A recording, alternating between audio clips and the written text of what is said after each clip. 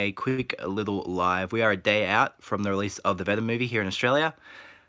Just doing some thoughts on this because I wanted to do a little video going out because if I had 288, I would have done something yesterday with it. But of course, we have 299, which is the first cameo of Venom on the last page of this book.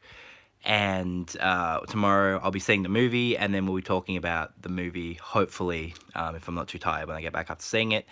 And we're looking at Spidey 300 as well. So I've been recently, a lot of stuff's been coming up on the internet about how the movie is. A lot of stuff's been coming up on the internet about how the movie is apparently bad and it fails completely. And people have been saying this from the beginning that it's not going to work without Spider-Man. I made a few videos on this.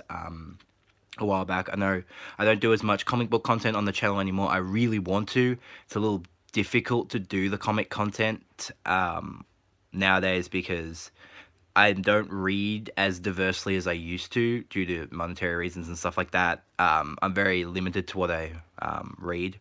But Venom is always at the forefront of what I read. And if you guys, quick shout out to the current Venom run. If you guys aren't reading it, if you need to go read it because it's phenomenal. And First Host is really good as well. And once I pick up the last issue of First Host, I'll be doing a review for that because I love that book so much. It was so good. Anyway, so things I want to talk about in this video really quickly, just personally for me, because I'm really trying to deal with my excitement for the Venom movie. We waited 11 years to see Venom again on the big screen after Spider-Man 3, and I actually liked him in Spider-Man 3. I didn't think he was done that badly. I think he looked good. He looked for the time, and it was quite interesting. He had the spider and everything, and we know he was thrown in at the last minute, but I still think he was done really well. So the things that I wanted to see in this new Venom movie, were, which we've seen a lot of in the trailer, obviously, is the fact that they wanted to, I want the character, the Clintar itself, to be represented as a separate character, and that's what we've seen from the trailers so far. We've seen that the Clintar will talk to Eddie. It will, it's in his head, and we know that I was reading up on it where Tom Hardy was actually he'd record his Venom lines before he went out and do his physical Eddie scenes, and he'd just listen to himself talk. And that's a really cool way to actually visualize or think about how to play Venom, because Eddie and the Clintar do talk to each other all the time, and we've only really seen it in the last like 5 or 6 years, particularly, well, yeah, but more so very recently with Eddie, they've actually evolved the Clintar itself into a separate character, and it does talk to Eddie specifically on its own. It moves now, and we see this bond between the two where, the Clintar loves Eddie, and we've seen this, initially the symbiote just hated Spider-Man, and that's why they bonded, and we get to see this real love, and I hope that if the Venom movie does get a sequel, I hope that's something they can nourish on in the future, the concept of how the symbiote and Eddie do form this bond. They need each other. They love, they formulate each other, and they've evolved Eddie recently in the recent comics into this character that he's not a bad guy. When you look at Eddie, that's why I think he's such a cool character and so relatable to a lot of people. You look at Eddie, he's just a guy who's been given so much crap. He got beat on by the protagonist from the series, the protagonist went bad and he got given all the shit. He was just trying to do what he did, he got a big scoop and he tried to go after it, and that's something that we're seeing in the movie. We're not going to see it directly, his direct origins, like Spider-Man, obviously, from Spider-Man, but we are seeing elements of that. He tries to uncover this massive scoop, which is the Life Foundation, and then he ends up bonding with the symbiote. I feel it's going to be kind of weird, but I think they're tying it in kind of well. Given what they have to work with, I think they've done a pretty decent job. From what we've seen from the trailers, obviously, there is talk that the movie's bad, but that's always down to critical opinion. I mean, I have a very weird taste in movies. I actually think that Justice League is a fantastic movie. I think it's better than a lot of the stuff that Marvel recently put out. That's just my personal opinion.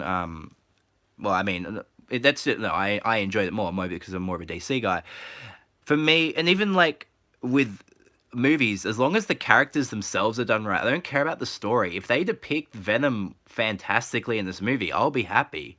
And it looks like they are doing that. I think they've said that they wanted to be as true to the comic as possible, and the truer you are to an original comic, the more you can actually suffer from a bad story, because not all comic stories can easily be adapted on the screen. I mean, just take a look at The Killing Joke, for example.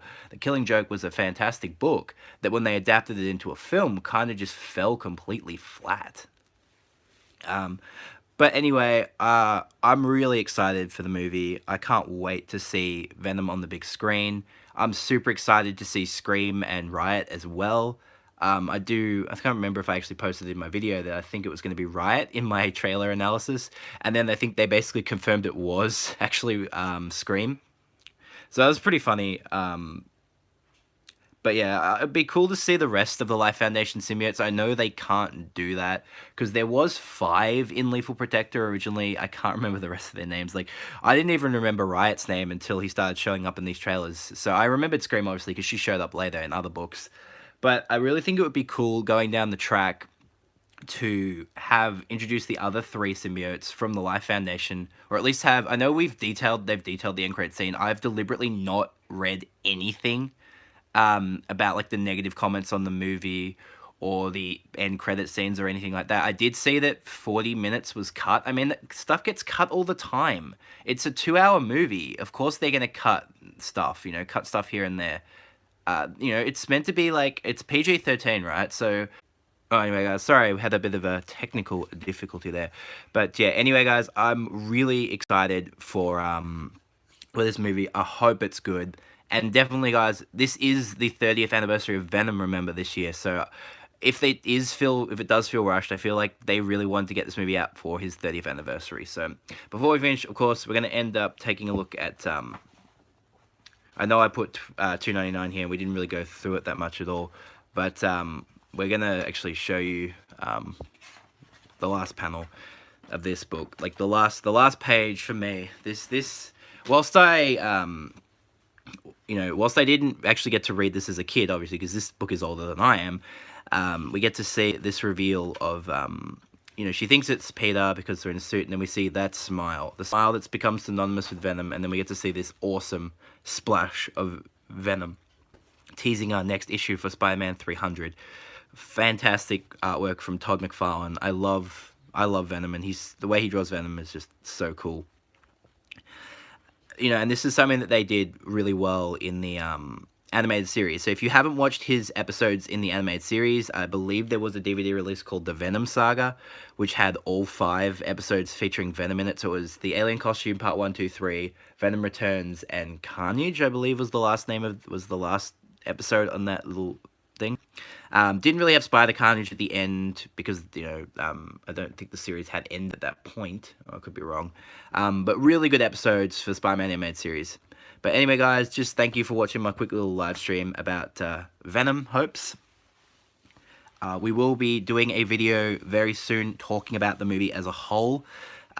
Depending on how good it is or not, I'll be happy or not. But anyway, guys, stay tuned for that. Feel free to check out some of the other content we have on the channel. If you'd like to see some more Venom-related content specifically, please let me know in the comments below. I do have some really cool Venom stuff I want to take a look at. I definitely am going to review First Host once I get a chance to pick up the last issue, which should hopefully be next week. So we should have a review of Venom First Host up for you guys next week. But anyway, guys, thank you for watching my quick little live stream, and I'll catch you for my next video.